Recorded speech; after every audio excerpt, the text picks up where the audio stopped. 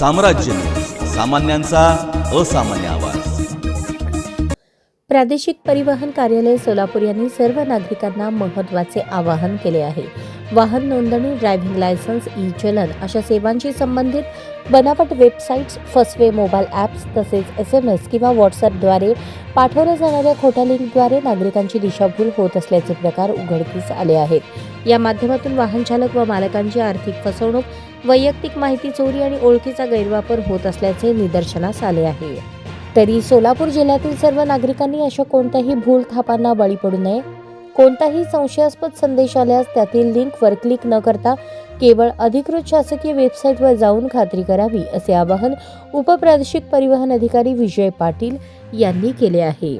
फसवणूक करणारे नागरिकांना याप्रमाणे संदेश पाठवतात: आपल्या वाहनाचे चलन बाकी असून त्वरित दंड भरा, अन्यथा कारवाई होईल. तुमचे DL सस्पेंड होणार आहे. त्वरित या लिंकवर क्लिक करून तपासणी करा. अनधिकृत लिंक पाठवून त्वरित पैसे भरण्याचा आग्रह करणे.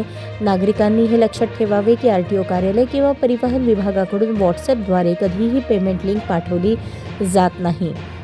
त्यामुळे फसवणुकीपासून नागरिकांनी सावध राहावे, असे कळवण्यात आले आहे.